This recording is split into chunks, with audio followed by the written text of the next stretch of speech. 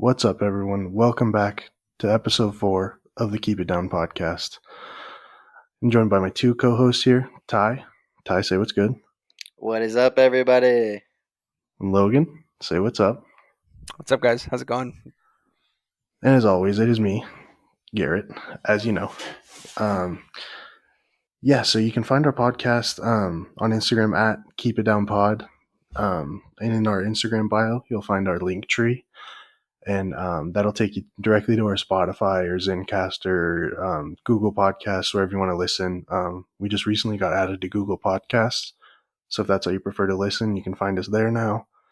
You guys are still crushing it. We're almost up to 140 total views on the podcast, so keep it up, drop some feedback, give us a follow, subscribe, like, 5 stars, all that good stuff. It's kind of hard to get all the platforms, different ways to, follow in there, but so for our first segment here, why don't we take it into some older sports movies kind of stuff? Maybe not all older, but TC, I heard you got some sports movie stuff planned for us here.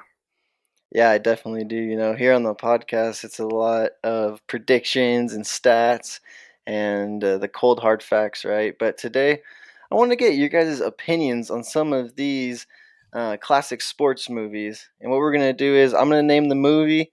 You guys tell me if they're overrated, underrated, or perfectly rated. And I want you guys also to tell me why you think this way. Um, we're going to get right into it here. First one up on the list. Remember the Titans. Overrated, underrated, perfectly rated. This is a tough one because I know I'm going to make some people really, really mad with this opinion. I think it's kind of perfectly rated. Um, I to me personally, I mean, there's a lot of great things about that movie. I don't think there's anything wrong with the movie. It's not my favorite movie. Like if I had a bunch of sports movies in front of me and I was gonna pick one out to watch, probably not gonna pick that one like first or second. I'm not saying that it's a bad movie, but there's just other ones that I prefer. It's a great story. Obviously, I think it's good. I think people have it in high regards, but I think it's perfectly rated. Yeah, what do you think, Garrett? Yeah, I think I'm gonna have to agree with Schmog here. It kind of does. It kind of checks all the boxes for me. It's like a feel good story. It's big on the cultural division kind of thing, and so it's real heart warmer. It's obviously a sports movie, so that stuff's good. A lot of iconic quotes and stuff from that movie. A lot of good actors in that movie too, man. But the only thing that's gonna kind of knock it for me is some of the sports scenes, like the actual sports stuff is a little corny. But yeah, I'm gonna have to say perfectly rated as well. It's a good all around movie. Like Schmack was saying, it might not be your first pick, but when there's nothing else to watch, you're always gonna pick that. Yeah, I think this one might be a little boring on the first one because I am also going perfectly rated, and it's for a lot of the same reasons that Josh had mentioned. It's a great storyline. I love the storyline, and I love the actors in it. But I agree, Josh. The sports scenes, the football scenes are bad, right? I think we can all agree on that. They are not very good. You look at other movies, and the sports scenes are way better, way better done, and I don't know. That kind of brings it down a little bit for me, but again, the storylines, the quotes, the actors kind of hold up for me. Okay, next one on the list, Miracle. So criminally underrated. It's not even funny. Yeah, Yes. So Miracle is, and people, when we talk about favorite movies, I'm not just limiting Miracle to one of the best sports movies ever made.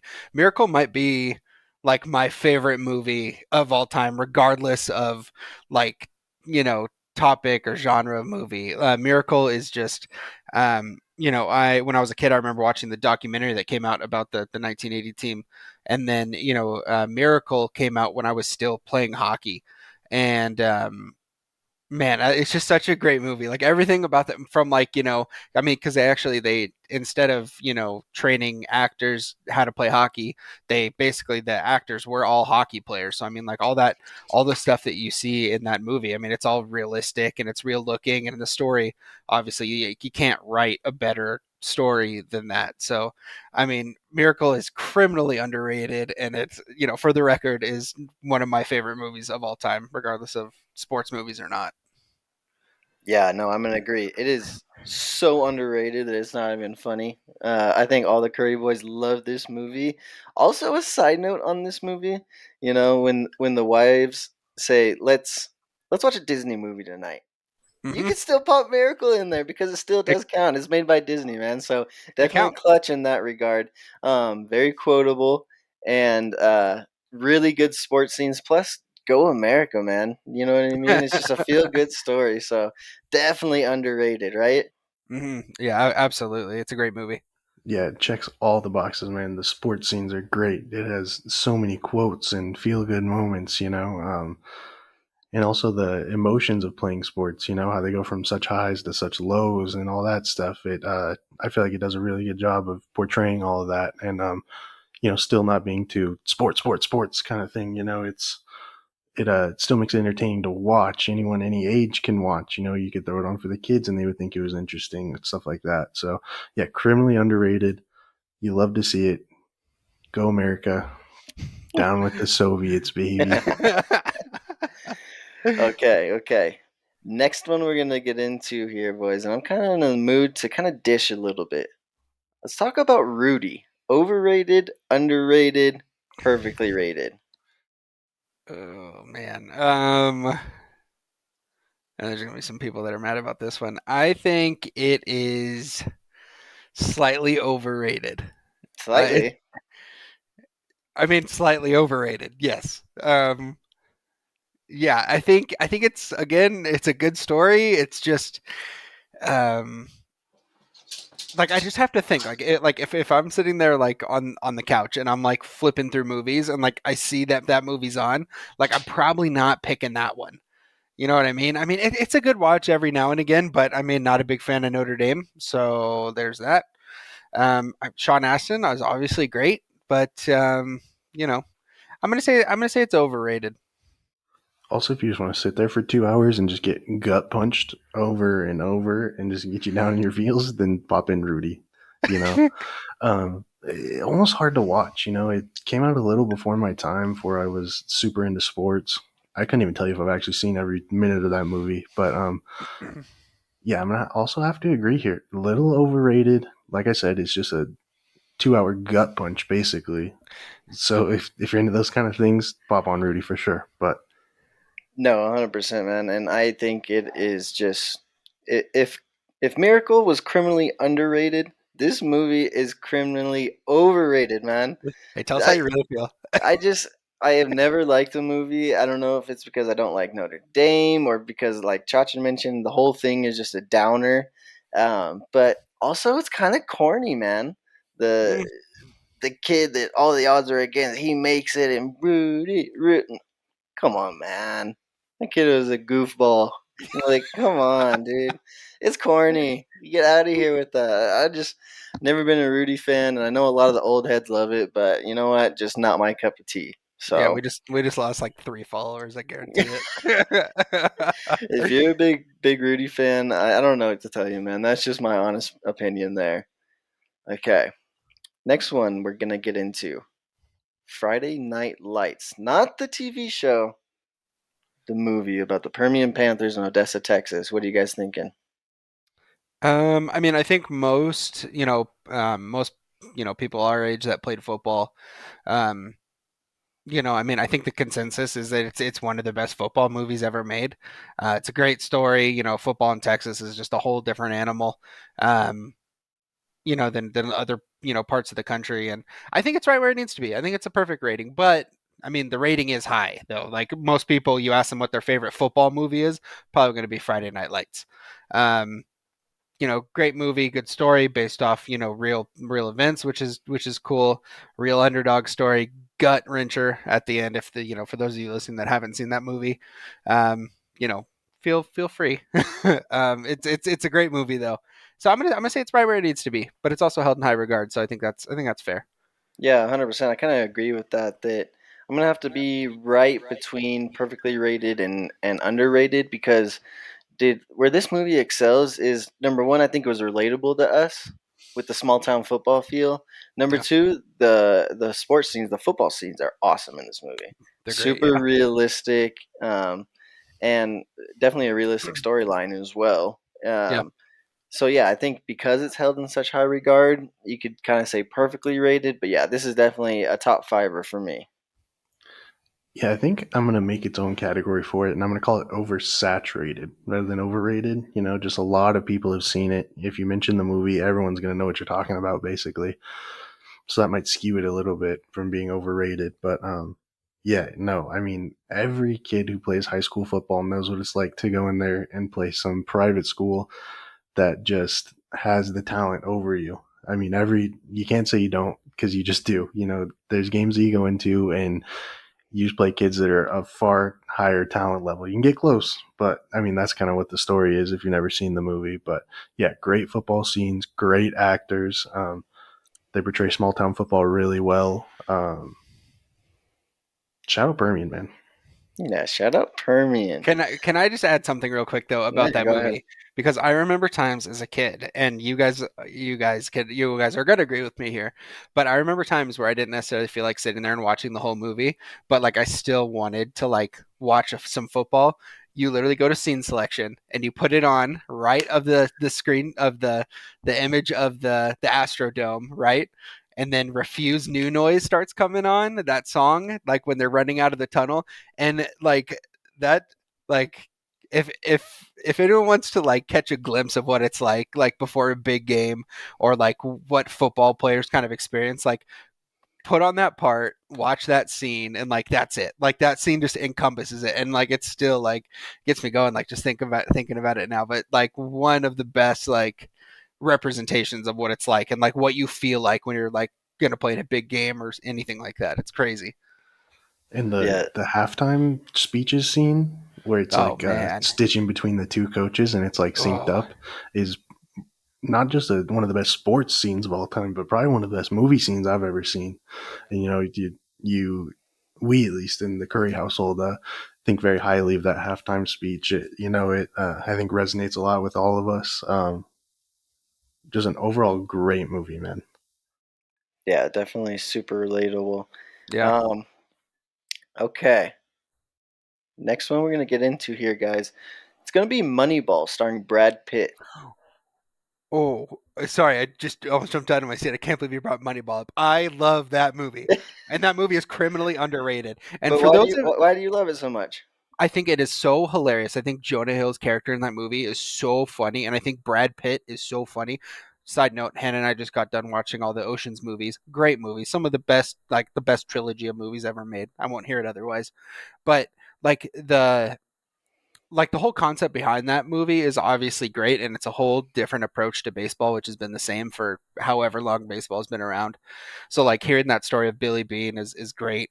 But I think just the humor, and like Chris Pratt is in that movie, like the humor's super funny, and it's a bit slow at times, but it's a great movie, and I think it's criminally underrated, and I will stand by that. Josh, your Yeah, opinion? yeah, I'm gonna go slightly underrated. Yeah, I was just gonna add about the comedy scenes. Well placed comedy in a sports movie can make it go so far, man. Yeah. Like you said, Jonah Hill, Chris Pratt, or is it Brad Pitt? They're both in it. Yeah, it's all I was gonna three. say, Chris, I was gonna say, Chris am I Chris Pratt. Pratt's completely on the faded right team. now? Yeah, he's on the team. He's like one of the Okay, pitchers. okay. That's Yeah. what I thought. Anyways, yeah, well placed comedy makes a sports movie go for me. Yeah, Mhm. it's storyline 10 out of 10. Yeah, like Yeah. Troy was saying, gets a little slow, monotonous at times. You gotta It goes hang in there slightly, though. yeah. I mean, you got to. Any good thing comes to those who wait, and everyone knows that. So, yeah, I'm gonna go slightly underrated here. What you thinking, TC? Yeah, no, I'm gonna go perfectly rated on this one. I agree with you guys on the movie itself. I uh, love the acting. Jonah Hill's super funny in it. Brad Pitt does a great job of portraying mhm. Billy Bean. Star-studded cast, obviously.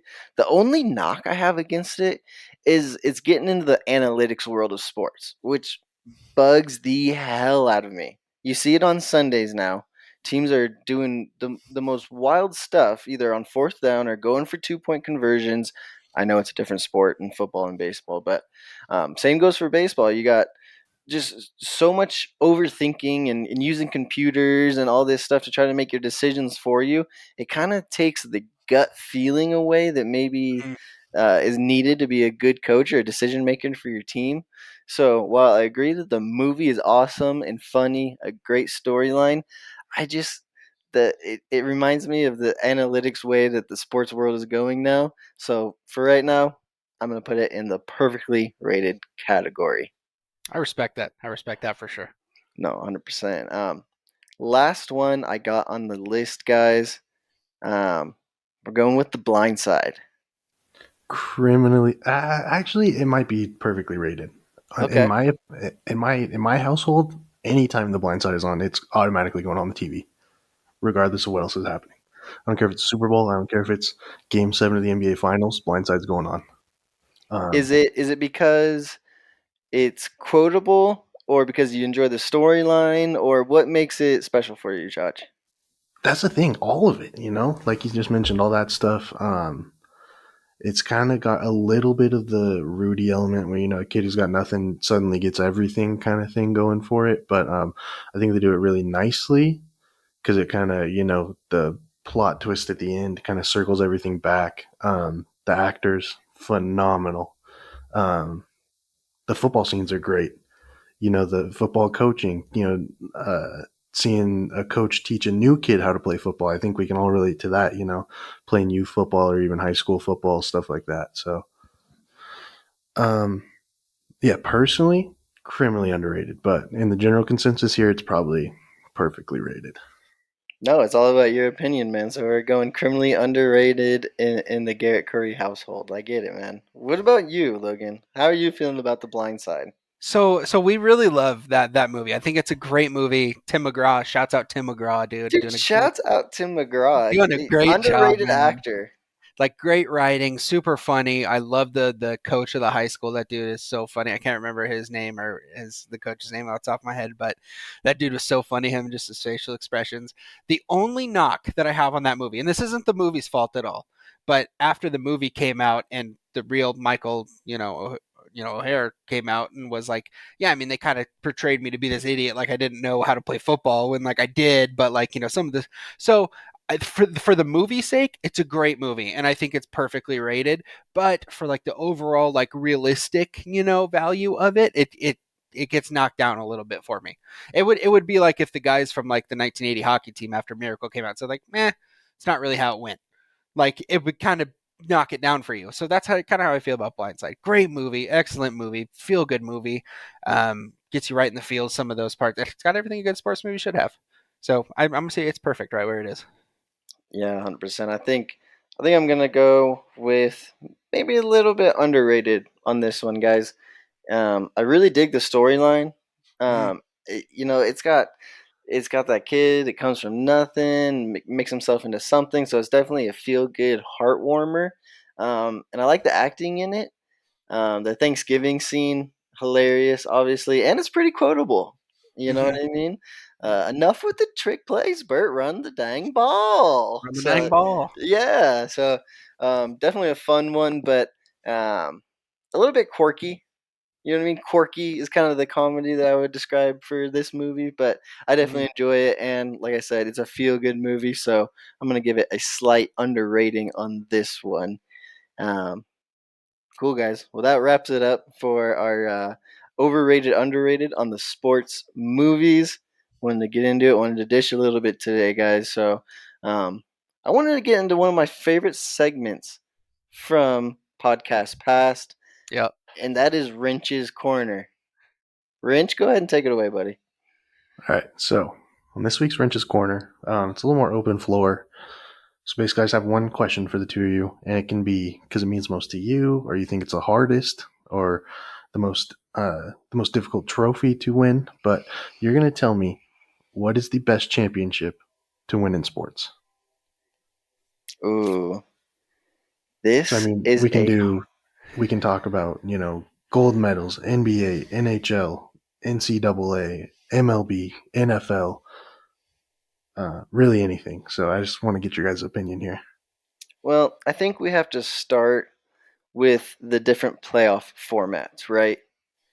because you have like an MLB or an NBA style playoff where it's best of 7, and the best team is usually going to win those, right? Hmm. Whereas you have March Madness, NFL playoffs, these are one and done type games where if you come out flat or the other team is just hot at the right time, you can get upset in any given round. So let's start there as a basis for this rest of this discussion. So you kind of have to think about the series themselves, right? What do you think, Elo? What's your gut instinct on this one?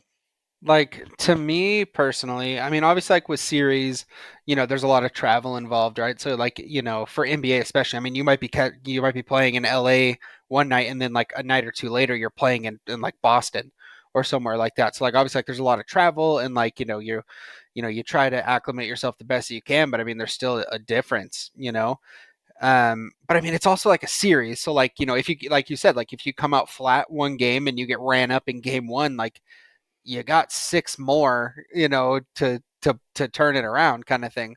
So I think that makes like single game elimination playoff kind of stuff. Like I think it makes it way more crucial to like come out and like be on top of your stuff and like have the right game plan and like make sure that you do all your homework and all that kind of stuff. So like to me personally, like single game is more tough to get through. Like personally, No, 100% agree. And Josh, I wanted to get your opinion because I'm still trying to kind of sift through in my head all the different championships and what's the hardest to yeah, win. So give me a little bit of time here. What do you think, this Josh? ain't easy, man. Okay, so for me, if so, right off the bat, let's just talk about the single elimination versus a series thing. If you think about hockey playoffs or basketball playoffs, they have to win 16 games to win the Yeah. championship. Yeah. And basketball, you might say, oh, but hockey, I mean, those dudes are playing football games and then turning around 2 nights later and playing again. Yeah. So, I mean, from that, also a series eliminates the chance of a fluke, like you guys were talking about. If you come out flat one night, or the refs steal a game, unfortunately, you can bounce right back in it next game. But NFL, NCAA, March Madness, like you guys were talking about, one and done. Allows some outside factors to kind of have more of a hand in it. But um, so I'm gonna say more difficult to win is definitely this series. But yeah, like Schmag was saying about being locked in for one single game, 60 minutes, best on best, whatever you want to call it. I think there's definitely something else that brings a difference in dudes that are about it, and it separates the men from the boys. Basically, it's kind of what I'm getting at. Yeah. Yeah, I mean if you look at it, I mean like, like the Patriots, was that 2005, 2007 when they went 18 and 0, Yeah. you know? Like literally they're perfect and they get to the Super Bowl and they lose. So but they don't have like, oh, just wait until game 2, or like it, like that last game, like it doesn't matter anything of what you've done before. Like if you come out and you don't like execute, like you're done, and it doesn't matter what game it is. It doesn't matter if it's a wild card game or the first round or if it's the Super Bowl in the last drive. It doesn't matter, which is crazy. But also like if football players, if you think you're tough, look at hockey players, because like those dudes are like something else to be able to do that over and over and over again. Oh, and they're fighting also, so there's that. Um, like, yeah, I mean, Chachi brought up hockey, and that's hockey's got to be up there for sure, man. Like Okay, Yeah. that's so a let's let's kind of split this into two here. So let's at the second half here, let's literally just decide what trophy is the best to win. Strictly trophy, Oh, not just the anything trophy else. itself. At the second part. So the first part, Okay. let's kind of finish up this what might be the hardest to win stuff, and then after that, let's just see which trophy is the best or most exclusive or whatever you want to call it.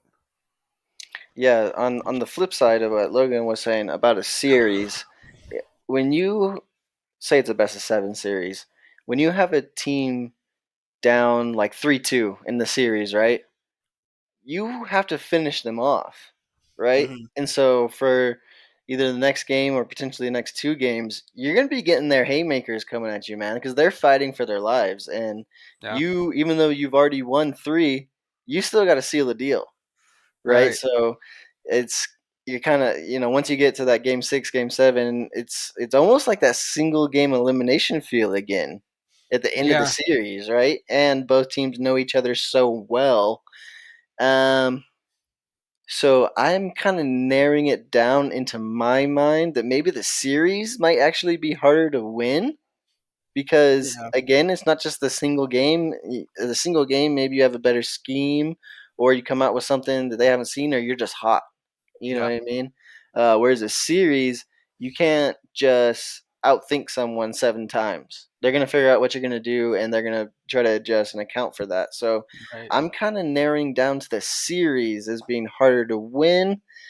Um, I might go baseball for being the hardest chip to win, hardest to get a ring. I mean, and this is my thinking on it, right?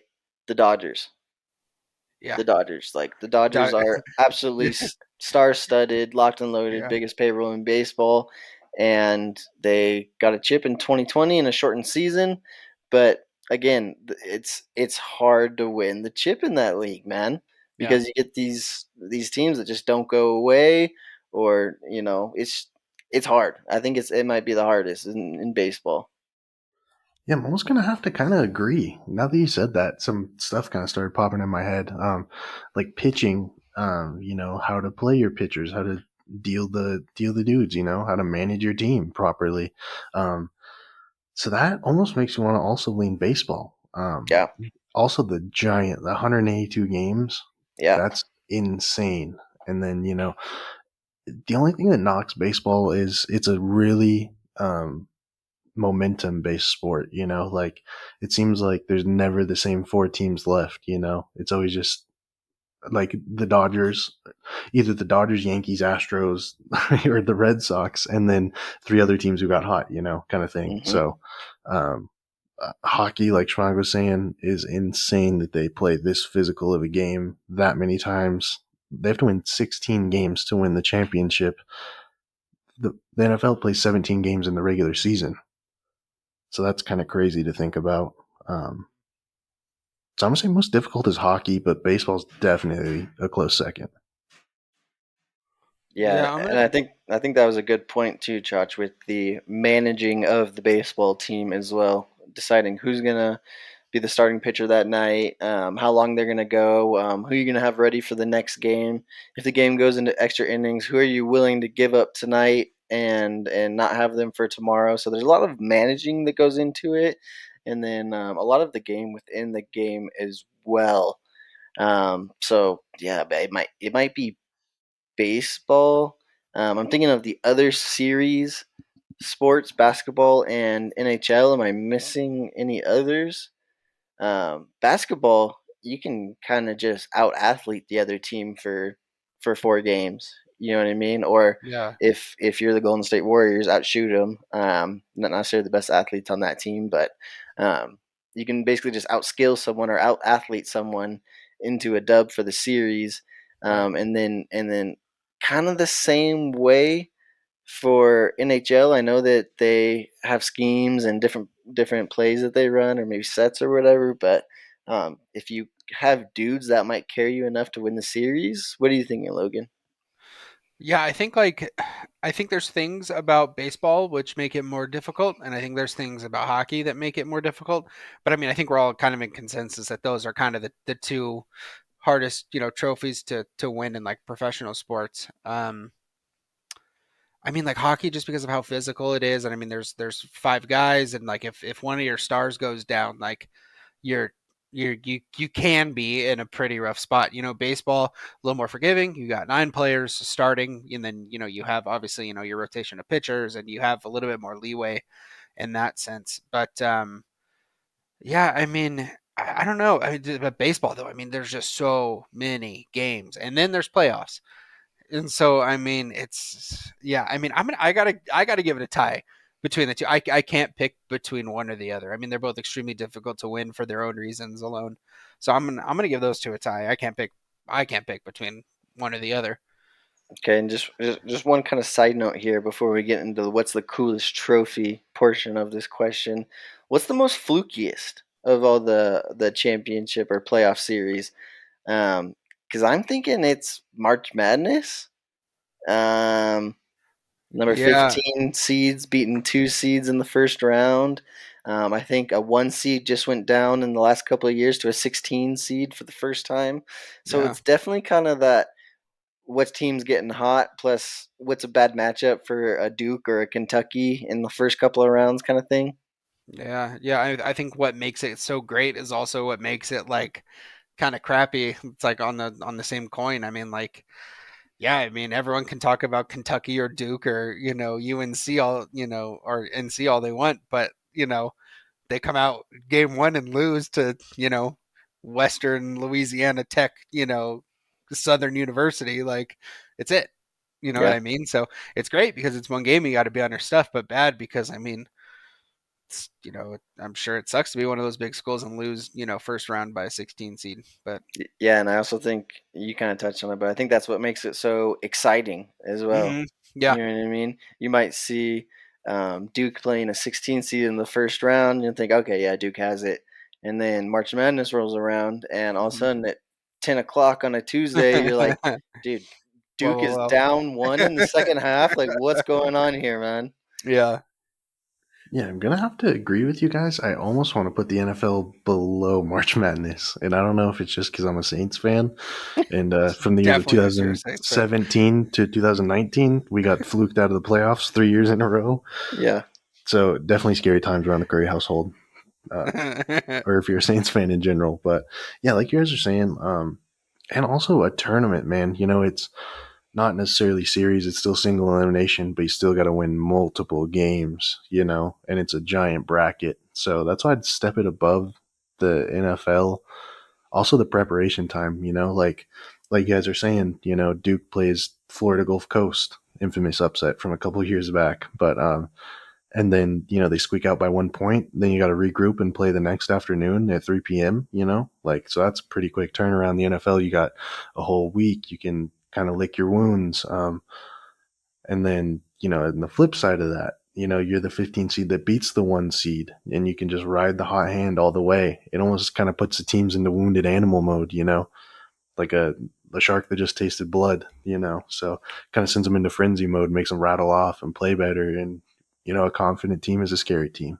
Yeah, Yeah, and I actually absolutely. wanted to touch on that as well, Chach, is in the NFL playoffs, it seems like you have some of the most infamous bad calls that have kind of helped determine the outcomes of games, right? Obviously, your Saints have experienced it. The one against the Rams.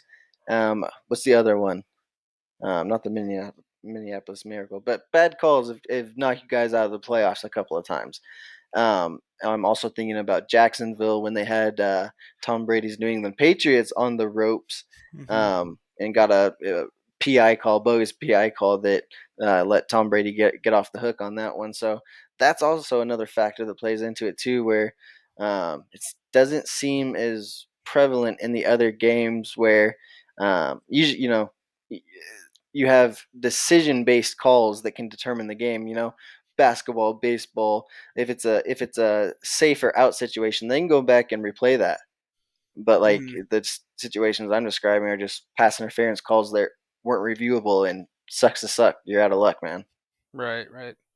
Yeah, so that plays into it as well.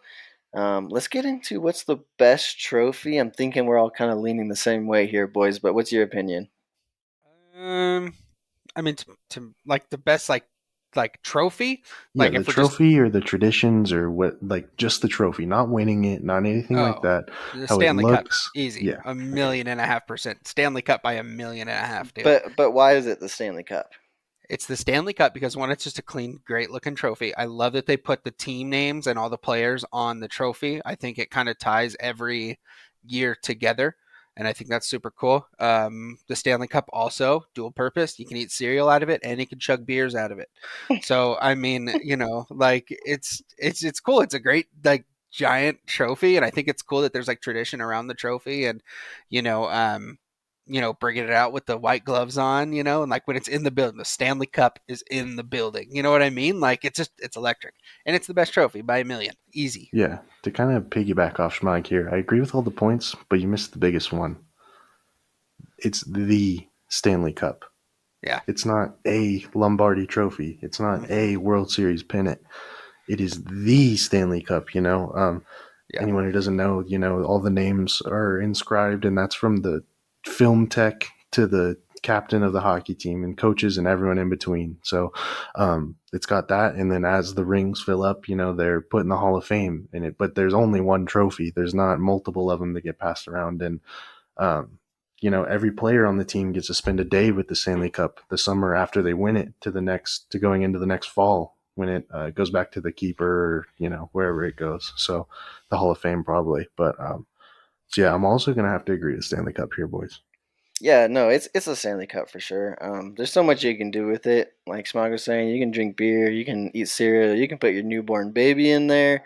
There's just so much to do with it. It's a cool looking trophy. All the names on the side make it awesome as well. I also enjoy when the team first wins the Stanley Cup, right? Mm, And each player gets to go up and do like a little victory lap with the Stanley Cup, and it gives the announcers a chance to kind of give you like a little season recap on each player. I always mhm. thought that was super cool as well. You only get maybe the quarterback and maybe the defensive MVP from the game for like NFL that the announcers really get a chance to talk about. But I actually really dig when they go all the way down the line and give a season recap for every member of the team. I think that's really cool. Yeah, yeah, absolutely. I'm 100% on board with everything you guys are saying for sure. Yeah, real quick though, I wanted to add something before we venture off into our next thing here. Nobody mentioned, and I think this is, we could talk about this more in the future also. Nobody mentioned the college football playoff, which is something that's, only been around for the past few seasons. And do you think that that playoff system ranks higher in your opinion if they add more teams? Like right now, it's four. The top four teams are selected, and you go in. Do you think we add more teams? Maybe the all of the conference winners plus maybe a couple at-large teams. Do you think that makes that playoff system more interesting and more appealing to more people? I don't think so. I don't like expanding it. Um, the reason I like four is because every game in the season matters right now. It's true. You can't afford to lose. Maybe if you're a household name, maybe you can afford one loss, but you Uh get huh. two losses, you're out of there, my guy. You know what I It's mean? true. So Yeah. every game matters with just the four. Plus, I'm thinking of the non-power five schools that always end up in that top 10 range.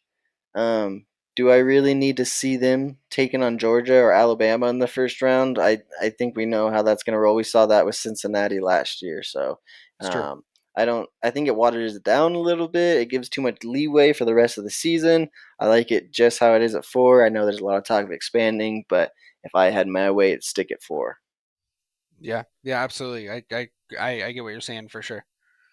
What I about you, like it to Josh? What do you get a think? little bit bigger, and Like six? kind of for the, yeah, like six or maybe even seven, give the first seed a bye in the first round or something like that. So Bama gets a bye every year. Shut up, there's lost. They need um, I think just a little bit, because it kind of keeps these teams who have cupcake schedules, whether they're independents or a Hmm. team that plays in an easier conference like Clemson. Not to say they don't play anyone, but when it's a little easier to go undefeated or just have one loss, when they only play three real challenging teams, is a little skewed to me versus the SEC, or even though the Pac-12 is not as talented, I feel like it's more evenly matched, and so they kind of just Hmm. beat each other up, and that's why you don't see many Pac-12 teams or Big 12 teams in the playoff conversation. So I'd like to see it expanded a little bit, just to kind of keep the independents from sneaking in from some of the Power Five teams just exclusively off schedule, or if Hmm. they just make the schedule more of an impact. I'd like to see that. Yeah. Yeah. I definitely understand both sides of it. I think that with it being just the top four teams, I mean, you're not just fighting for a conference, for a win in your conference. You're also like you're fighting to be the top four teams in the country. And like TC, like you said, like two losses like puts you in a tough spot because I mean you got to look at the top four teams right now, or I mean there might be a one loss in there. I haven't looked at the rankings in a few days, but like they're either undefeated or they're one loss. Two losses is detrimental to your season, which is such a crazy thought in college football. Like how competitive is that? You lose two games and you're done, kind of thing. Like it's crazy.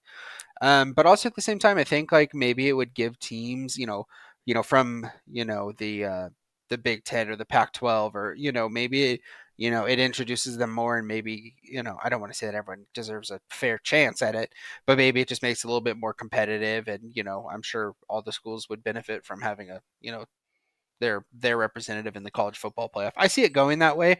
I don't know if it'll be, like I said, good or bad for it, but I think it might go that way eventually. But No, 100%. And I wanted to add something to the thought of expansion, right?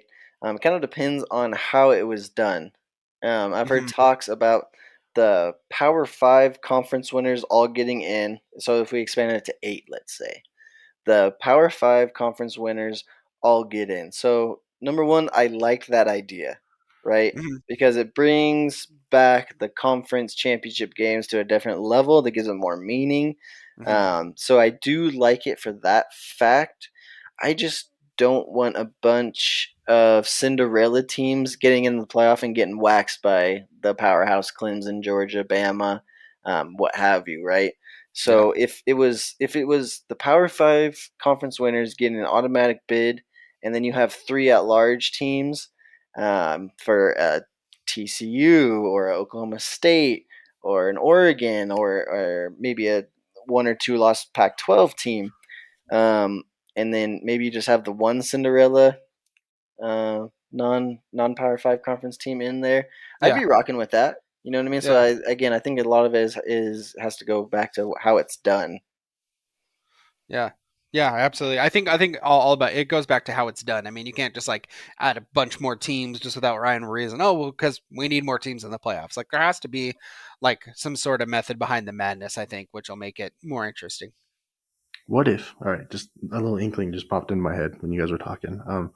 So what if it was like three seeds locked, just like how it is now? Top three teams get in, but the fourth seed was like a little play-in style tournament because there is some dead space from conference championships to when the first round of the playoff is played.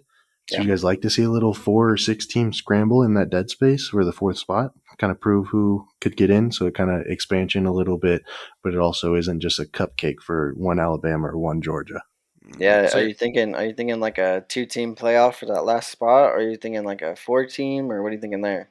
I don't know. I mean, you could go either way. If it was, they took the 5 and 6, or no, I guess it'd be the 4 and 5 play for the fourth spot, or yeah, it could even be a 4 team playoff for that last spot. But then it'd take 3 weeks. So I don't know. It's just an interesting little thought, and just want to see what you guys thought about it. Yeah, yeah. it's definitely interesting because every year when the final four rankings are going to come out, it seems like there's those top three teams, and then the fourth is kind of wishy washy, and that's kind of the spot that they're willing to put a Cincinnati or a Notre Dame or something like that in. So I think it would kind of help alleviate, or maybe kind of decide who's who before we get into the actual playoff. You know what I mean? Is this team for real, or have they just had a bunch of cupcakes all year? Yeah, exactly. Yeah, I thought that was a banger. Well, I wanted to say this, staying on the same note here before we go on. Um, Favorite bowl game? Do you guys have one? I'm rocking with the Rose Bowl, guys. The tradition, the granddaddy of Yeah. them all. Being out here in Pasadena, obviously the Rose Bowl parade comes before it. Um, uh, Typically, a lot of years it's been a Pac-12 versus a Big Ten team. It's always a good, interesting matchup. Two teams that don't usually see each other during the regular season. So I'm liking the Rose Bowl. I'm also liking the Fiesta Bowl. Mm. Not as much tradition associated with the Fiesta Bowl, but it seems like there's always a wild game that goes down in the Fiesta Bowl. Um, One that comes to mind, Schmug? Yeah. So actually, we'll have to thinking back. Sorry.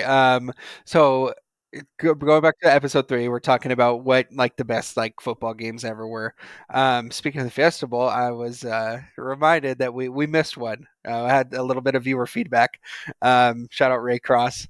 Um, the next day we're talking, and he says, "I just don't know how you don't put Boise State and Oklahoma in the Fiesta Bowl in the greatest games of all time." He said it had everything. He said it was an underdog story. There were trick plays, and I said, "Yeah, dude even like proposed to his like girlfriend at the end of the game. It had everything." So we forgot about that one out. So Ray, if you're listening to this, that's our bad.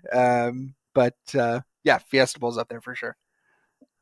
I'm not to just say the same things you guys here, but I've got kind of a random one. If we're leaving teams out of it, just purely the game, I'm gonna go the Pinstripe Bowl. Oh, The Pinstripe yeah, Bowl. the new era Like, Pinstripe Bowl. Oh yeah, yeah. taking it to Yankee Stadium. I think that's Yep. I always loved the outdoor games for hockey and all that stuff. They take it to the baseball field. So I think that's a really cool idea. Obviously, we're from California, so I always thought it was super cool how the Raiders played at the Coliseum in Oakland on a baseball field. You'd see dudes freaking catch a ball down the middle of the field and they come up covered in dirt. I thought that was always hilarious. Um, so yeah, I'm gonna have to go bowl here, boys. I like it, man. I like it a lot. Okay, guys, so we kind of talked about different bowl games, and I kind of want to stick with that theme, right? These bowl games create the atmosphere for these games to take place in. I want to kind of broaden our horizons here and talk about other elements of the sports media that create the atmosphere that makes sports pleasurable to be a part of, to listen to on game day, different things like that. So I wanted to get your guys' feel. Who are some of you guys' favorite sports figures or announcers?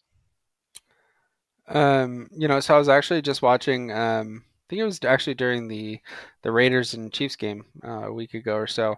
I was watching after the game, and Chris Berman came up on after, and he was I don't know. It's kind of bittersweet because I just haven't seen Chris Berman for a long time, and like him do his like report and stuff, and you can tell that life's kind of wearing on him a little bit, and he's getting older and stuff, and he definitely doesn't seem like the same old boomer that he was like back in the day. Not boomer like okay boomer like how kids say boomer now, but boomer like his nickname was back in the day.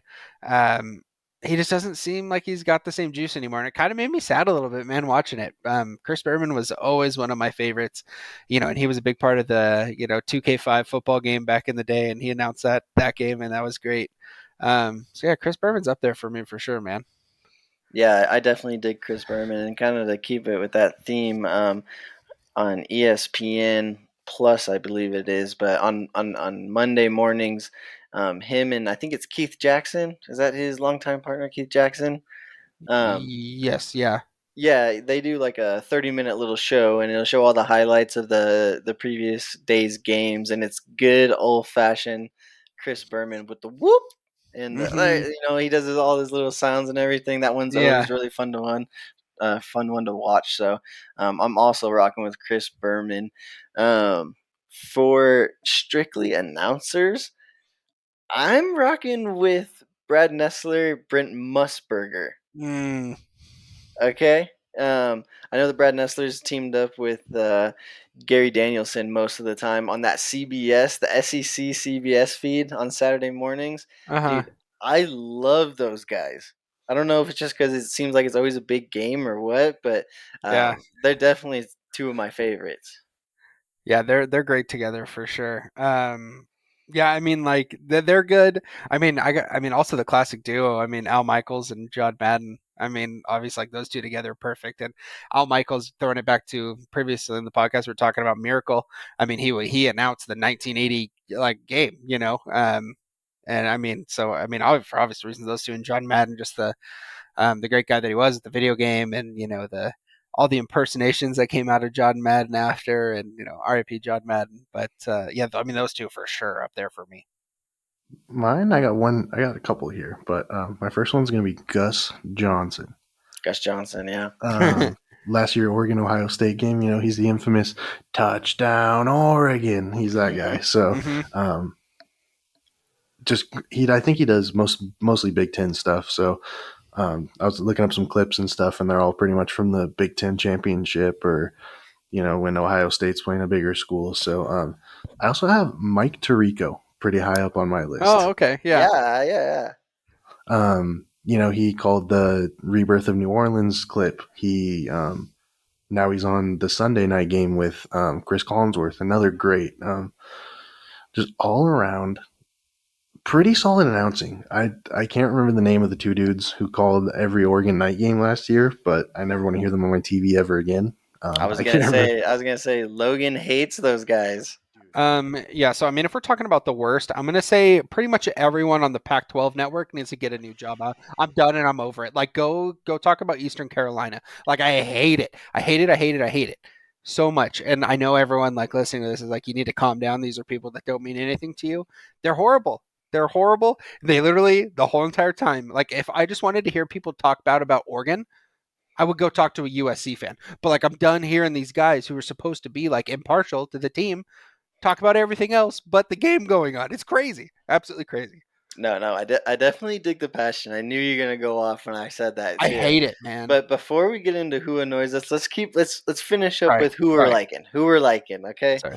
Um, I wanted to add that Chris Fowler, Kirk Herbstreit, big college game Hmm. duo there.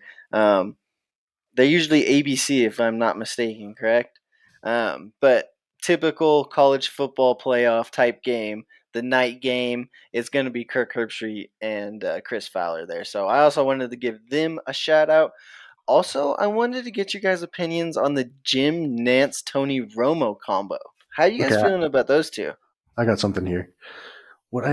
So say what you want about the commentating, but what I appreciate about Herb Street, Fowler, Romo, Nance, those kind of guys, they're explaining what's happening in the game, Hmm. and they're explaining to you why teams are playing this way, or why the offense is doing this to combat what the defense is doing, kind of thing. Some dudes just go up there and they just tell you what's happening on a. You could listen with the TV off and get the same result, but dudes like Romo, Nance, Herb Street, Fowler, they're explaining to you what is happening and why they're doing it, kind of thing. So, yeah, super favorites of mine.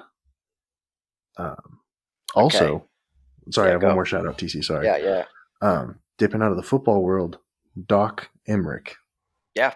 No, 100%. His mannerisms were out of this world. He's just like his voice is just like your sweet old grandpa, basically calling the NHL game. His little mannerisms and the adjective he uses for when the teams are passing the puck around, and snapped up to this dude and dropped down to this guy, kind of thing. So, always really had a lot of respect for that dude. Just recently retired, so um, yeah, Doc Emmerich is up there, man. No, I definitely dig Doc as well. He will go off on like these tangents or storytelling time or like just the way he describes the game is always super interesting and like it's not in a way where it's like taken away from game, it's adding to the game. Um, Definitely digging Doc as well as Mike Breen in the NBA world. Hmm. Okay. Yeah. Um, Nothing is more exciting than when it's a big game and someone makes a Mike Breen bang Hmm. go off. And it's just it's you can feel the momentum shifting or whatever it is. Um, yeah, so I wanted to give a shout out to Mike Breen. Yeah, I'm gonna throw it back to a memory from my childhood here, from the NHL hockey game from back in the day that we used to play. Steve Levy and Ray Ferraro. Oh yeah, Steve Levy. They, dude, like just loading up the game and like you're getting ready, in my case to lose, but Steve Levy and Ray Ferraro, like great, like Steve Levy is always great. Ray Ferraro, I mean, obviously played hockey for a long time and he knows the game in and out. They both do. So guys with credibility, I feel like make it better too. Like Tony Romo, I mean, what makes him so interesting to listen to is he knows every single play that's going to get ran before it even happens, just because he has such a high football IQ. I mean, can't extend the ball 1 yard to get the on the field goal on the botch field goal. Can't extend the ball 1 yard, but knows what every team in the NFL is running next. Kind of crazy, but yeah, I mean, guys with credibility are always fun to listen to. Yeah, 100%. Okay, now we already touched on the Pac-12 network announcers annoying Logan. You want me to go into it again? I can. No, no, no. I think you covered it enough, man. Um, who else is on your annoys you list? Because for me, it's Doris Burke. It's Doris Burke all Mm, the way. Now, and I'm not just saying this because she's a woman, she's covering football and all that stuff, because I actually do enjoy her on the basketball side. But when it's just a Saturday morning and she's on one of those ESPN2 games and it's like a Michigan State versus Iowa, just a nasty game that no one's trying to watch, like it's just I don't know. I don't like the whole presentation and I think her voice just I don't know, man. Doesn't jive with me. What do you guys think? Yeah, I would agree with you. I mean, it's just funny because I remember that so vividly. Like after games on Friday nights, you wake up, turn on the TV in the morning, and it's of course it's always a Big Ten game or something like that, and She was always commentating. I mean, not necessarily like bad by any means, like super knowledgeable about the game, but just like they're just I don't know if it was the tone of voice or just being early on a Saturday after a game on Friday night. But yeah, not my cup of tea. Another one, man, that's giving me a lot of issues. Troy Aikman, man, Oh, I had him on my list as well. He's also on my obviously list. a great quarterback back in the day. I just feel like I watched that guy in the booth, and 2 days later, he's apologizing for something that he said about someone or about something. And I mean, it's funny while it's happening, but also like, dude, like just like chill for a couple seconds and think about what you're gonna say and realize where you're at when you're about to say it. Also, there's like I think there's a fine line that could be more difficult than we know to dance when you're a commentator. I think Tony Romo does a great job of this. Like when a quarterback misses a read or a receiver runs a wrong route, he missed that. But Aikman Hmm. and Joe Buck, they like to. It seems like harp on it. Oh, he did Yeah, this wrong. He should have done this. It's yeah, which is fine. I'm not saying you have to put them on a pedestal and you can't say anything negative about these dudes, but also it's, it gets a little sick of listening to it for 3.5 or yeah. 4 hours. Yeah, and those two together. I mean, Troy Aikman and Joe Buck were calling games together like for a long time. Like, it gets pretty rough, and it just feels so negative all the time. Like they always got something bad to say about someone or something completely irrelevant to the game, or um, Yeah, I feel yeah. like I I need to mean, call my psychiatrist after I listen to a Monday night game with those two, man. yeah, absolutely, man. Yeah, I wanted to touch on that a little bit. Joe Buck gets undeserved hate. Mm. Okay, he gets too much of it. I'm not saying he's a great announcer, but it's almost trendy to hate on Joe Buck. You know what I Mm. mean? He could call the game perfectly fine, and then the next day you're still gonna wake up to the Joe Buck memes. You know what I mean? I'm not saying he's the best announcer, but Yeah, he does get some undeserved hate where it's trendy to hate him, I just like get it's that. trendy to hate Nickelback or trendy to, you know what I mean? People like to hate these kind of things, so like he gets some undeserved hate in that regard. One more person I wanted to add to the annoy me list is Chris Collinsworth, and I'll tell you why. Is it his hair? It's his like riffing, or when he's like doing the replays on the he's doing a replay, right?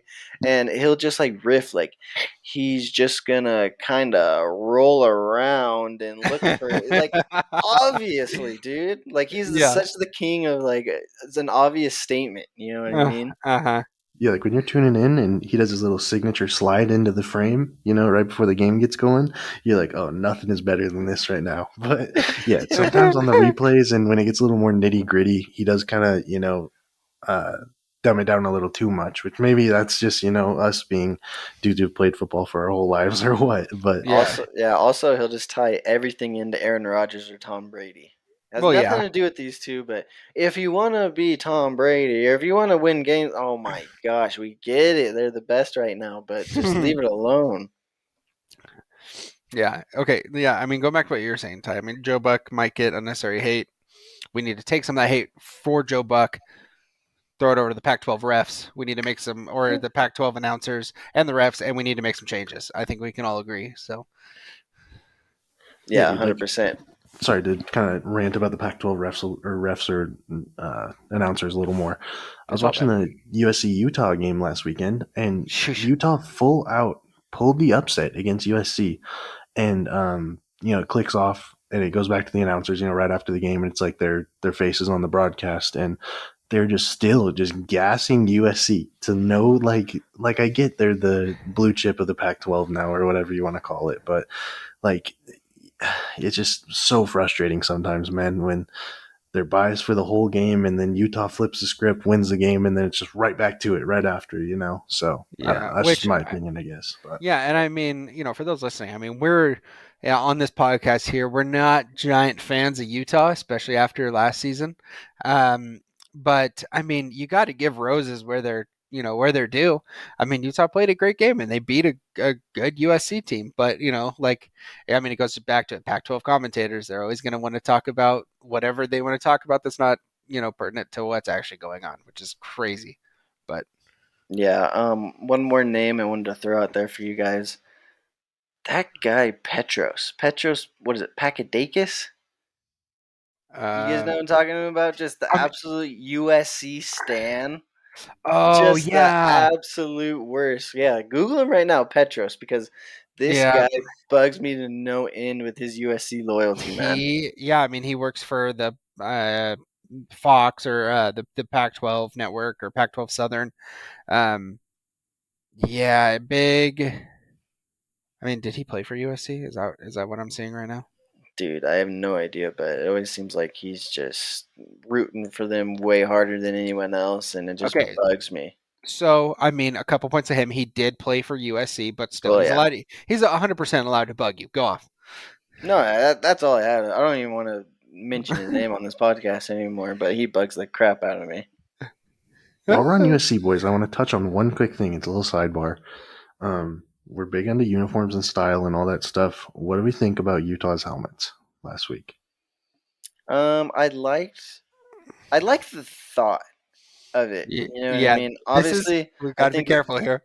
I know, no, no, no. I think it's cool that they do the hand painted tradition every year, and I think it's uh, a cool way to remember your fallen brothers on the team. But it was weird. It was weird to have two people's faces on your helmets. You know what I mean? So I think the overall look wasn't there, but the thought and the meaning behind it was pretty cool.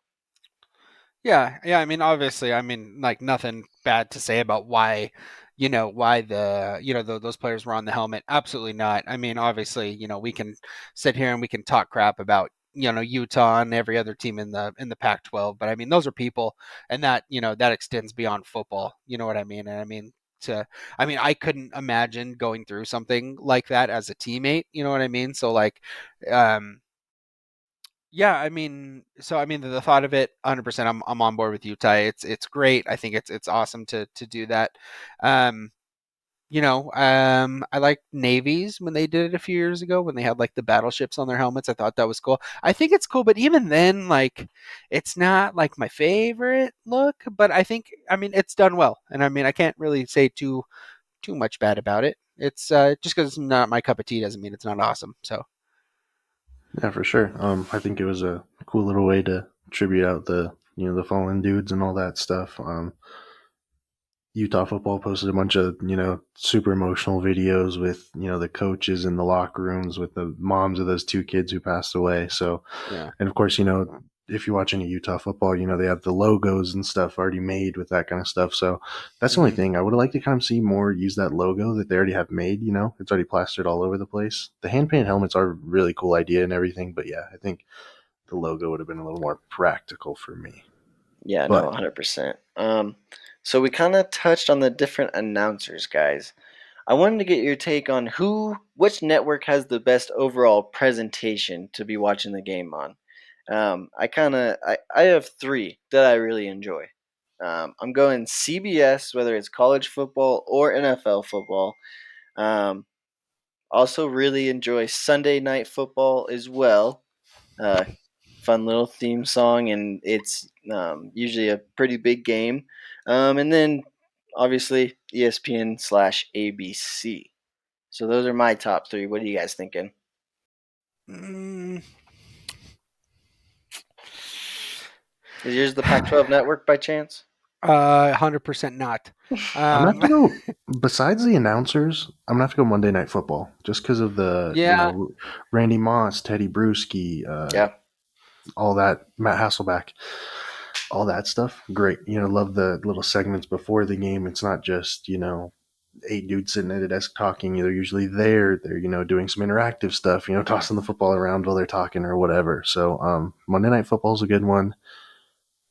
Yeah, like you said, ABC. They usually have the 4:30 slot on Saturdays, I believe. That's usually Herb Street and Fowler. Always a good game because it's always a big, meaningful game.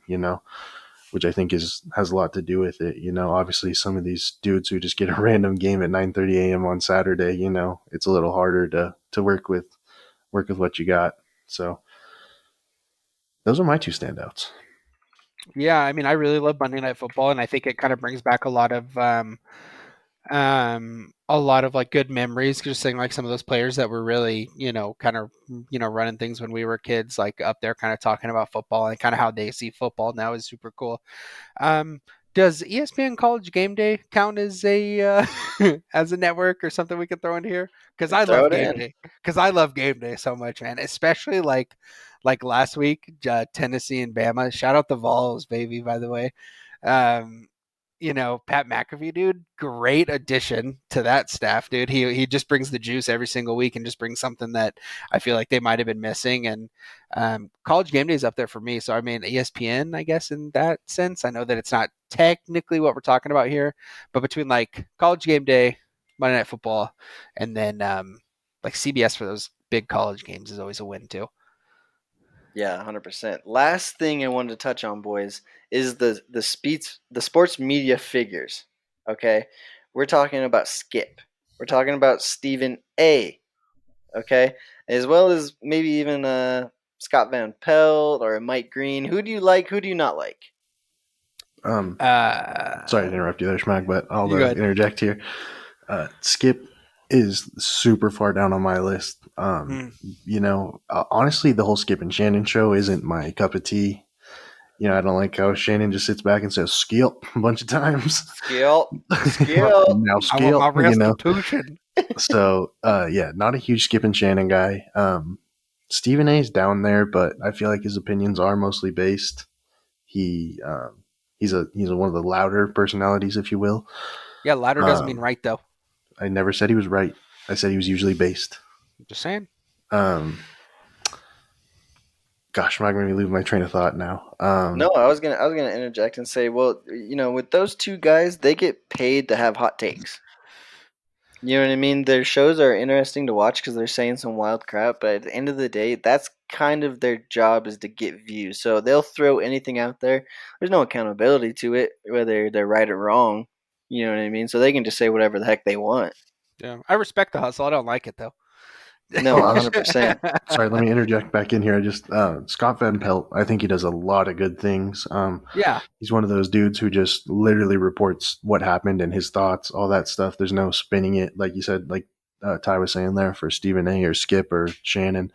Um, he gives you what happened. He gives you his thoughts. He does a lot of cool interviews with people from the past or current players. He has that ESPN at night right after Monday Night Football, I believe.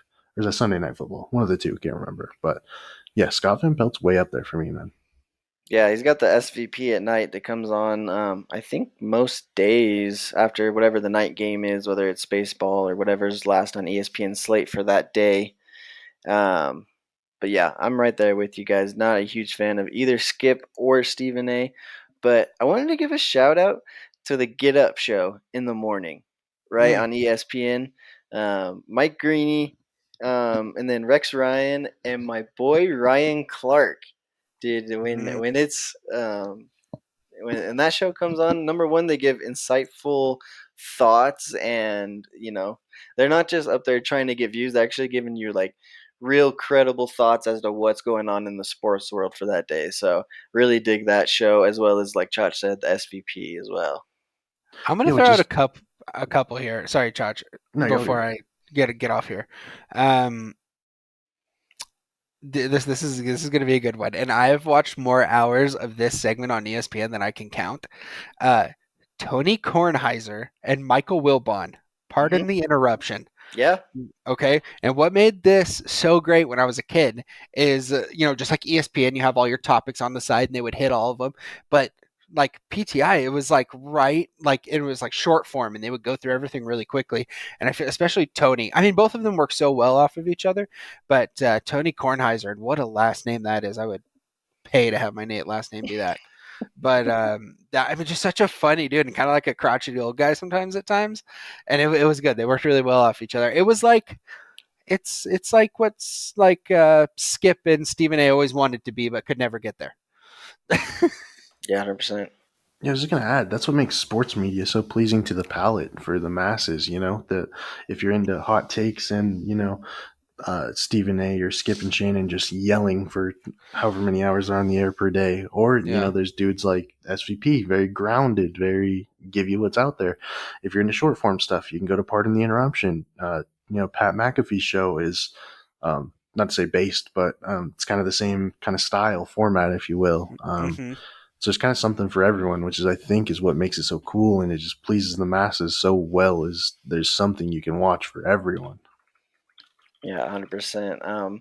To kind of wrap this segment up here, guys, I want to Hmm. give you guys a little bit of homework before we come back for the next pod.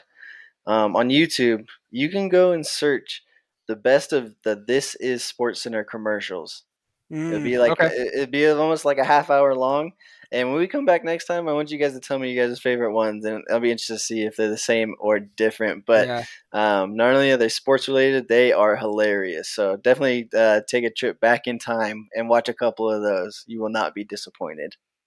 Yeah, that'll be awesome for sure. And it kind of ties into what you were saying also. I just wanted to, before we move on, we're talking about ESPN personnel and sports commentators and that kind of stuff. I feel like it's only fitting that we bring up Stuart Scott in our talk Booyah! in our talks here, man. I mean he's got to be one or two as far as I'm concerned. I mean, not having him around anymore, the sports world took a giant hit in 2015 when he passed away. But yeah, Stuart Scott, man. I mean, just like turning on ESPN and seeing his face and seeing that guy talk, and just knows a lot about everything, and a really likable guy. And yeah, we all miss him for sure. And it left a hole when he passed. So just wanted to shout out Stuart Scott.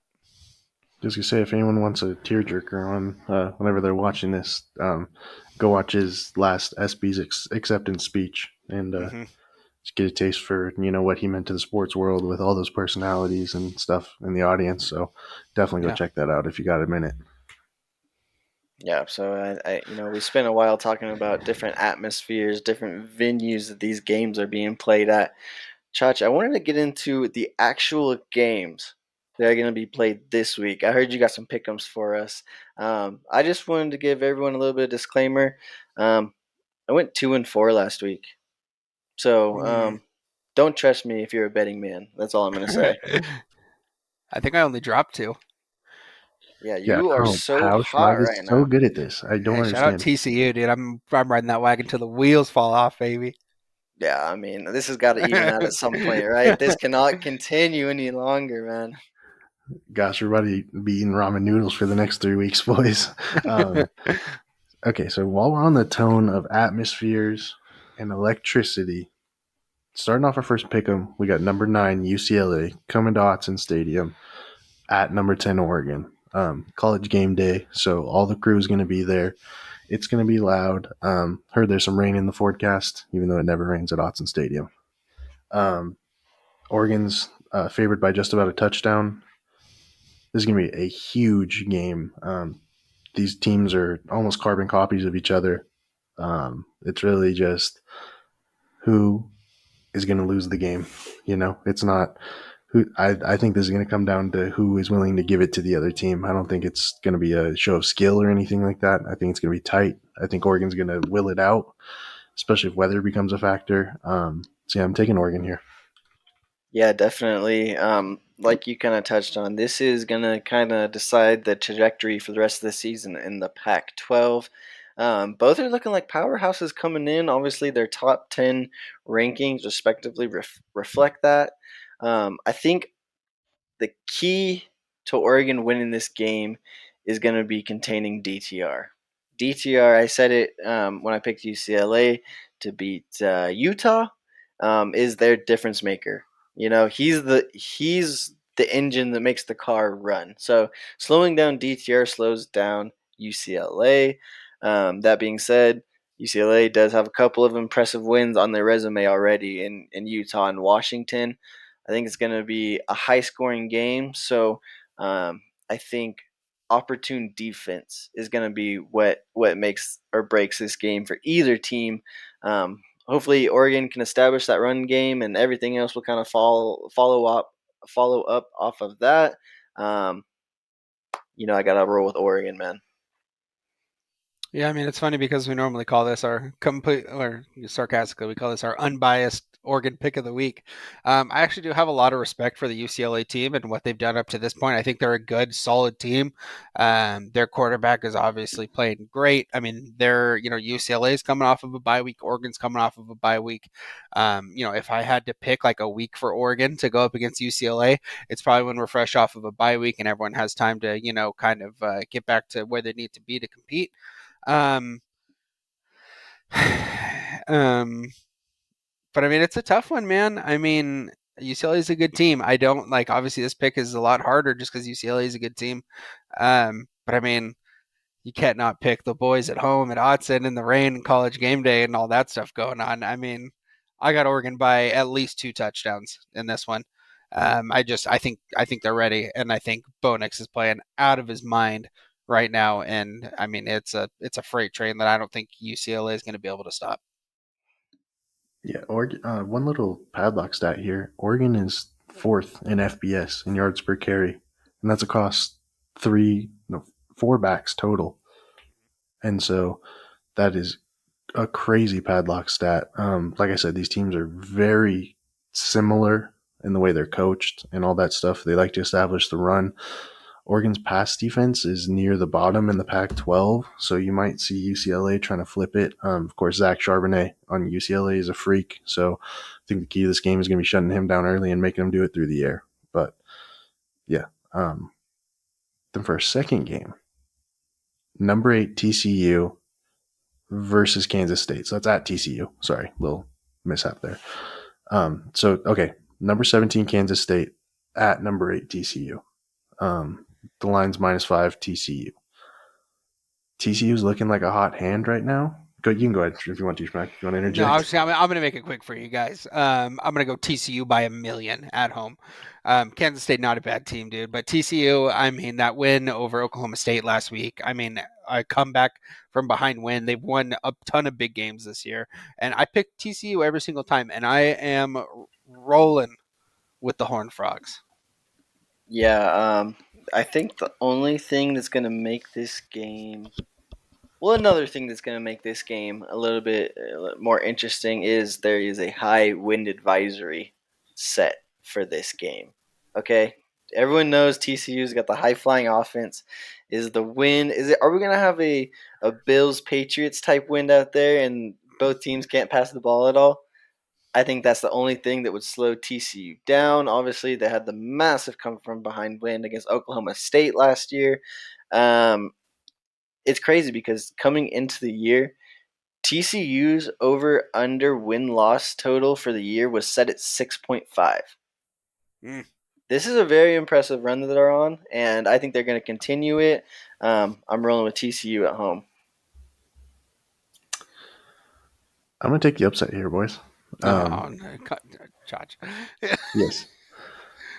We talked about it last week with USC and Utah.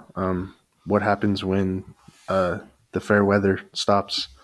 What happens when your team turns over the ball a couple times? What happens when you get punched in the mouth in the beginning of a game? And I think this is Kansas State's chance to do it. They're a very sneaky good team. So I'm going to take Kansas State here, boys. Yeah, no, and I wanted to touch on that a little bit too, kind of in a broader view of it.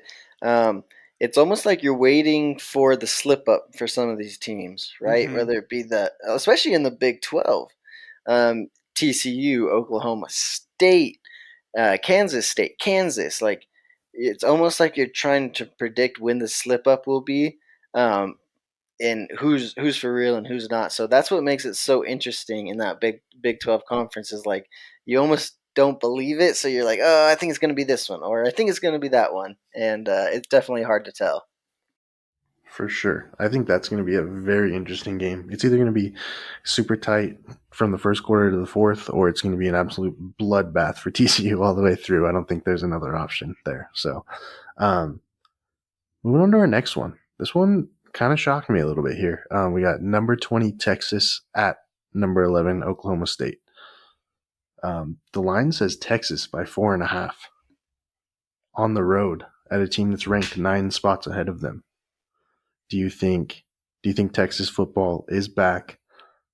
or do you think this is all hype? No, I think Texas is almost back. Mm. They're getting closer, right? Obviously, the first thing that comes to mind is the close game versus Bama, the blowout win over Oklahoma. So they're building. They're building back to what Texas used to be. That being said, I don't think they're quite there yet. And also, they have a pretty tough portion of their schedule coming up in these next couple of games. They got Oklahoma State, Kansas State, and then TCU coming up next. So I think over maybe the next 3 or 4 podcasts, we might be looking at Texas a little differently than we are right now.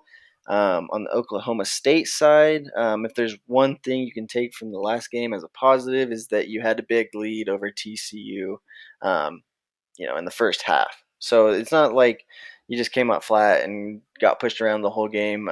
Maybe got a little complacent and it nipped you in the butt at the end of the game. I'm looking for an Oklahoma State rebound in this one, guys. Yeah, I mean this is gonna be one of those games, man. This is Oklahoma State is just a really tough team to pin, and like you just don't really know because I mean like looking at their schedule, I mean they played Baylor, and they played TCU last week. But I mean, besides that, I mean, you're looking at Central Michigan, Arizona State, Arkansas Pine Bluff. So it's really, I mean, their strength of schedule isn't as crazy, I don't think, as Texas. I mean, Texas at one point lost to Bama, and then they lost in overtime by a field goal to Texas Tech. Um, I think Oklahoma State's coming off of a really rough loss last week. I would have liked Texas more. I think if they would have had a more dominant victory over what was that, Iowa last week. Um, Iowa State, I think, but yeah. Iowa State. Yeah, I'm sorry, Iowa State. They only, I mean, won by a field goal, and Iowa State's a 3-4 team right now. I understand the Big Ten's tough, but um, I'm gonna go Texas. I'm gonna uh, I'm gonna go with the horns on this one, man. I just think they're playing really well. Quentin Ewers right now is playing nuts. I mean, he's back from injury and he's doing great things and he's moving the ball. I mean, you know, decimated Oklahoma and then won last week. So I'm gonna roll with the Longhorns on this one. Well, what I'm hearing is that you bleed burnt orange and that you're making your dad proud. I mean, I would hope I made my dad proud.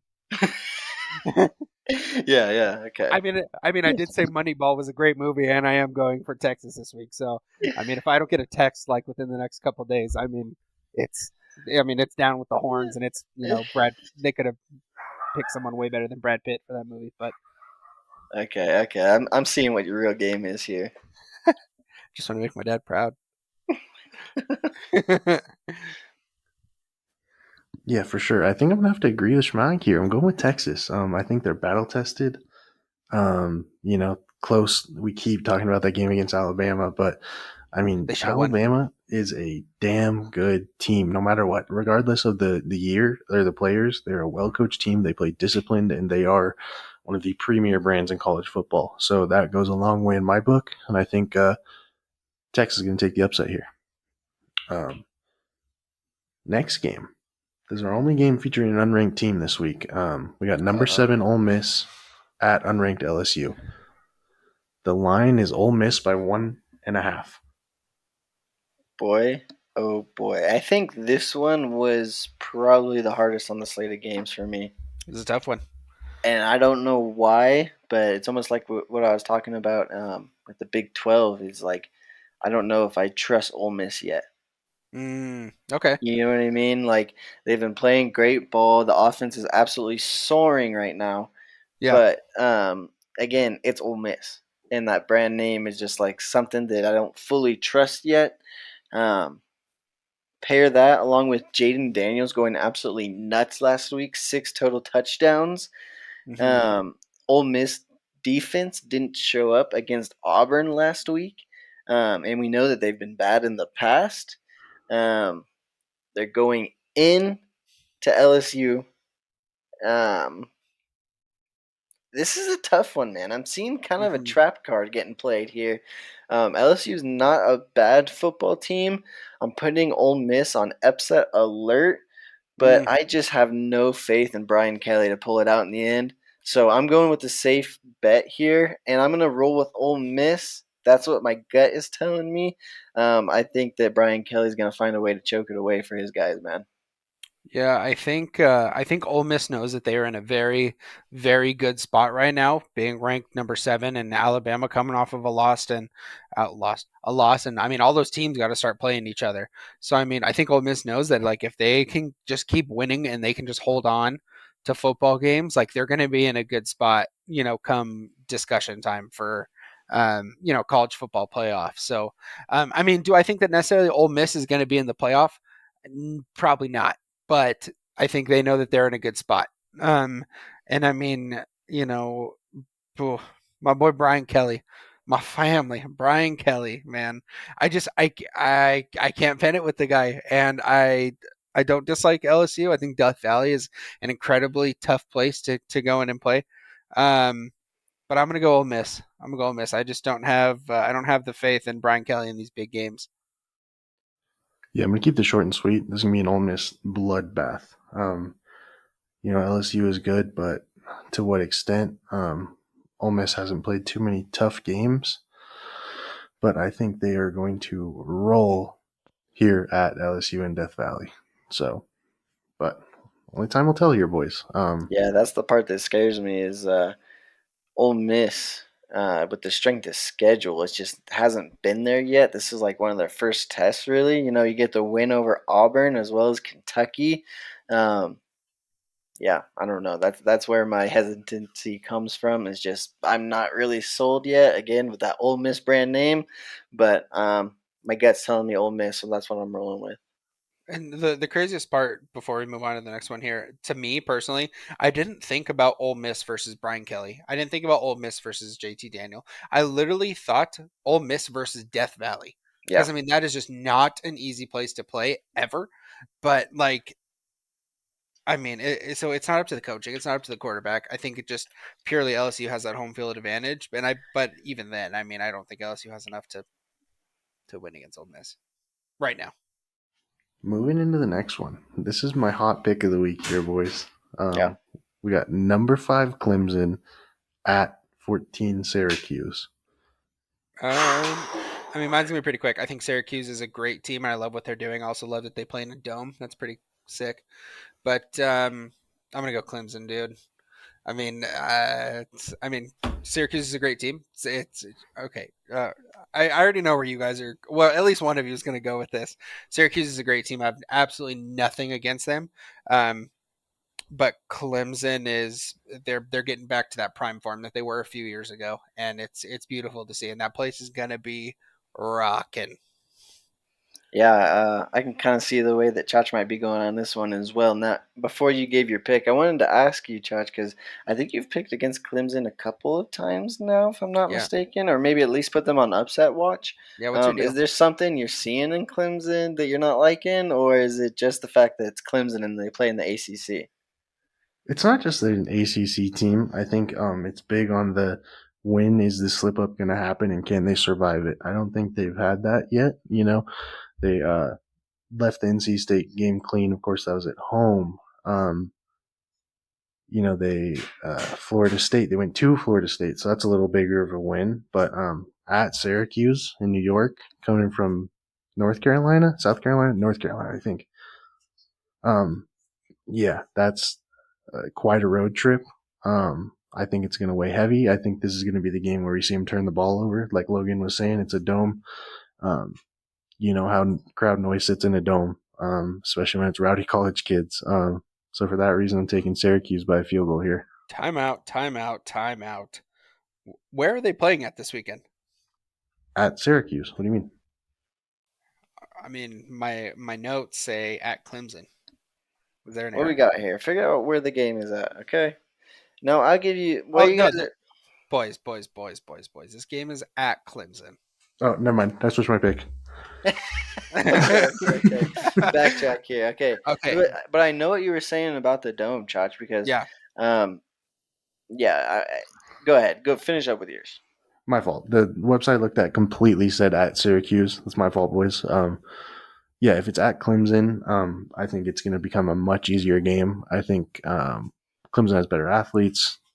Might be something similar. Hate to say it, but that we saw Georgia against Oregon. I think Clemson's going to prove too much to be for Syracuse without all those other factors that we were just talking about. If it was potentially in New York, so yeah, I'm going to take Clemson here, knowing that it's at Clemson. But I think Clemson has some secret flaws. They're going to get exposed eventually. So Yeah, it is a 9 a.m. start on Saturday at Clemson, so you're not going to get the typical evening game that Clemson is kind of known for out there, but nonetheless at Clemson. So Yeah, I was gonna kind of add on to what Chacha's saying. When I saw this game on the slate, I was saying, "Uh oh," because Syracuse has gotten Clemson twice in the last couple of years here. 2017 and 2018, they upset Clemson, right?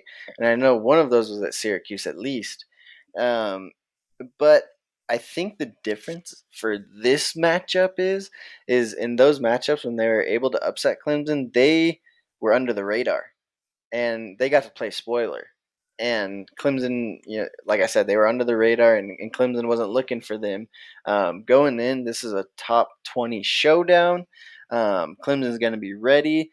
They don't get to play spoiler this time. This is decide who the big dog in the ACC is, and I think Clemson's going to be up to the task. Again, at Clemson, I have no choice but to roll with Clemson in this one, guys. okay, before we get into the last pick 'em here, we're going to do a little game show type thing. Okay, I'm going to read you a quote. You're going to tell me who said it. Okay. Yeah. is it one of us that said it, or is this just like anybody?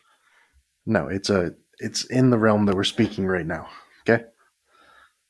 Quote, I think we probably had a lot of anxiety. We didn't have the same intensity we had a few weeks ago. That's got to be Bama. That's got to be Nick Saban. That'd be number 6 on the Heisman voting, linebacker Will Anderson Jr. from the Alabama Crimson Wow. Tide. Wow. Is that just kind of want to get your guys' thoughts before we get into the pick'ems? I don't know. I was me and Danae were talking about this just before we started here. Have you ever heard something like that come out of an Alabama player's mouth? Let me hear that one Never. more time. Can you read that one more time? Quote, I think we probably had a lot of anxiety. We didn't have the same intensity we had a few weeks ago. So the first part was at the beginning of the quote, and then he said some stuff in between, but that was both in the same paragraph that he Got was it. reading. Yeah, I haven't heard anything like that from a Bama player before. Anderson's. Obviously that guy's a stud. You know what I mean? Um, yeah, that's different, man. That's yeah. That's a little off key for something that you get to hear out of Bama. You know, normally, they drop a game and it's we're out for blood and we're gonna kill everybody for the rest of the season, and that's that's different. That kind of caught me off guard. I would have never thought that was a Bama player, especially a linebacker on Bama. And people always just go right to, oh, like that's not an excuse. That's not an excuse. But I always just go back and say, would he have said this if they won the game at Tennessee? Like, would he have still said the same thing? And so Yeah, I it's don't think so. just I've never heard something like this come from Alabama, man. Yeah, Something about intensity or how the stage got to him. It doesn't happen. It's just strange. Saban also threw something in about that there's no pregame chanting or the guys weren't antsy in the locker room or anything like that. So definitely something to keep our eye on here moving forward. Yeah, definitely. Chach, when we first said you're gonna throw a quote at us, I thought you were gonna throw a wild Mike Leach quote at us just now, and I was prepared for just the most wild, I don't even know, out of left field weird thing. And I was gonna be like, "Oh, that's Mike Leach for sure," but Yeah. then definitely not. so Chuch, I guess I have a question for you though.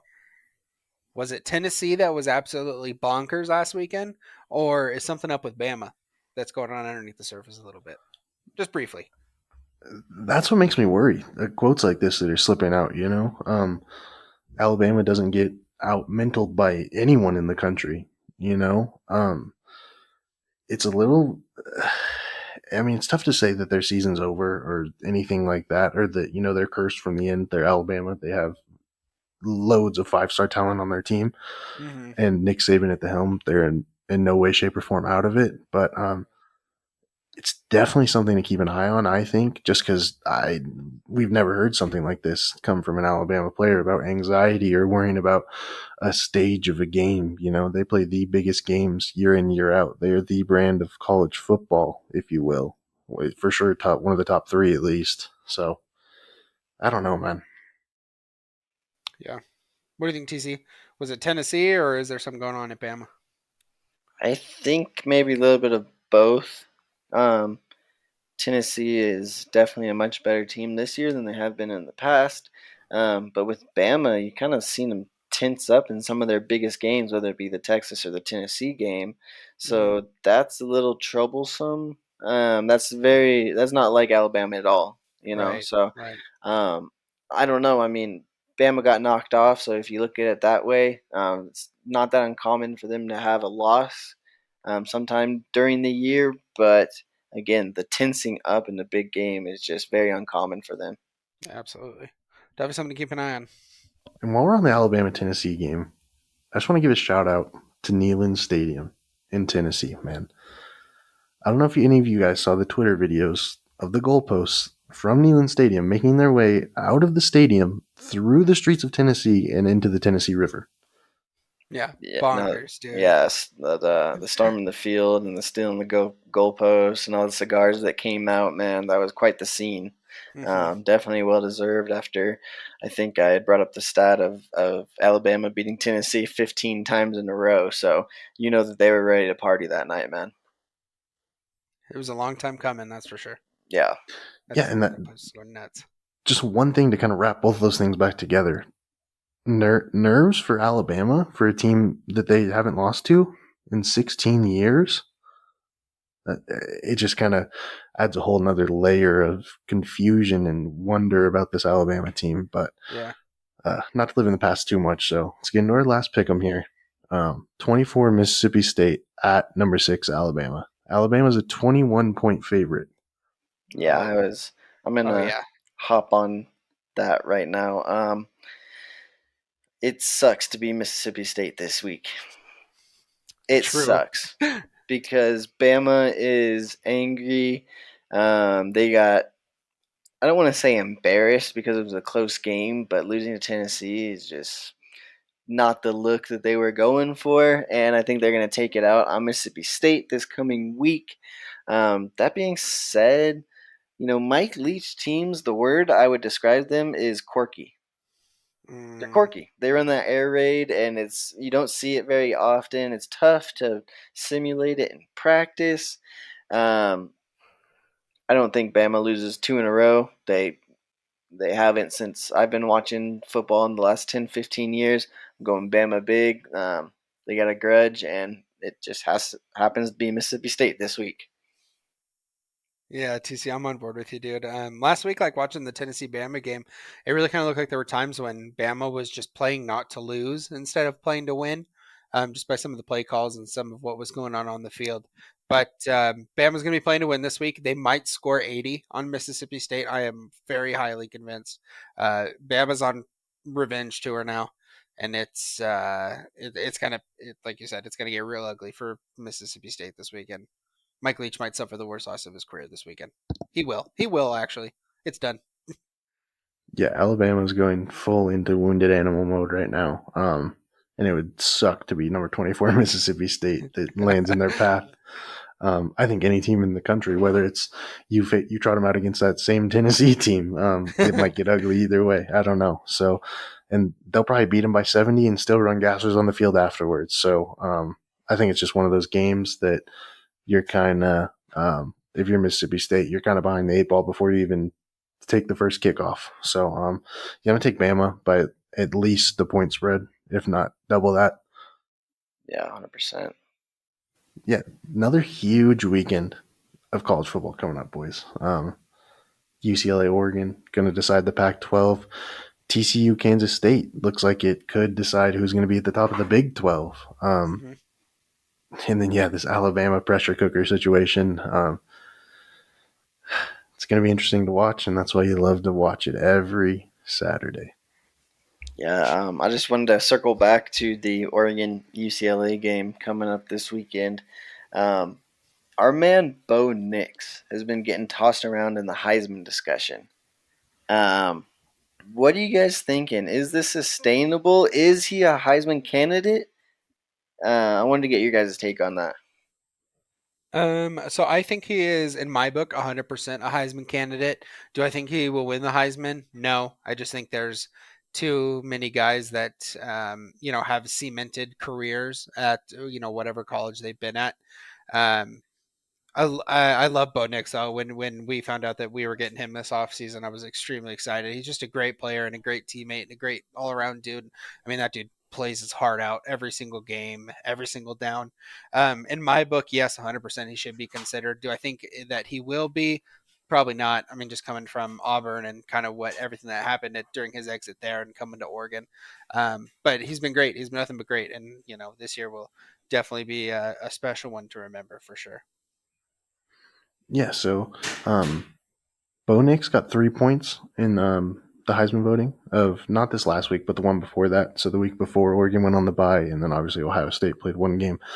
Bo Nix got 3 points in the Heisman voting, and CJ Stroud got 108 points. Bo Nix is 7, CJ Stroud is first. CJ Stroud's stats for the year: 70% completion, 1,737 yards, 24 touchdowns, 1 interception.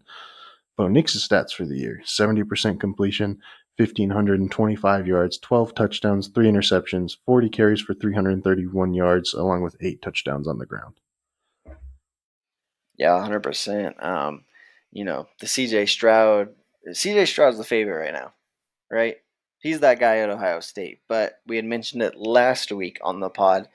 The Big Ten is going to get interesting here quick. They Penn State, Michigan, both in the mix coming up on their schedule here in the next little while. So I don't. He's not going to have that one INT for the next 3 weeks. That number's going to go up a little bit, and Bo Nix can really propel himself with a big win if they look good over UCLA. So it's too early to tell. Bo Nix is a Heisman candidate, but I think we'll have a much better idea, like maybe 3 weeks from now, if it's for real or if he's just going nuts right now, and that was what it is. Yeah, if you can put up a decent stat line here at UCLA, we got Colorado and Cal are the next 2 games on the schedule. So those are pretty stat paddable games, I'd say. Yes. So with him being that close to CJ Stroud in stats, raw stats, of course, maybe CJ Stroud playing in the Big Ten means a little more than Bo Nix playing in the Pac-12. But um, don't be surprised if Oregon beats UCLA, Colorado, and Cal convincingly if Bo Nix starts climbing this ladder. And that is effectively going to do it for the episode 4 of the Keep It Down podcast. Be sure to follow us on all socials at Keep It Down Pod on Instagram. In our Instagram bio, you can find our link tree, which will take you directly to the podcast from Instagram. So, like I said, Keep It Down Pod on Instagram. Go there. It'll have our links directly to Spotify, Zencaster, and Google Podcasts. That's all we've got today, boys. Want to give a little sign out here? Yeah, guys, I just want to say thanks for listening. Hopefully, we catch you next time, and always keep it creamy. Wow. All right. All right. We're doing sign offs. All right. Didn't know. I didn't have one prepared. Thank you everyone so much for listening. We'll see you next week on episode 5 of the Keep It Down podcast. All right, boys. And like I said, sure to follow, subscribe, like, 5 stars, all that good stuff. And as always, keep it down.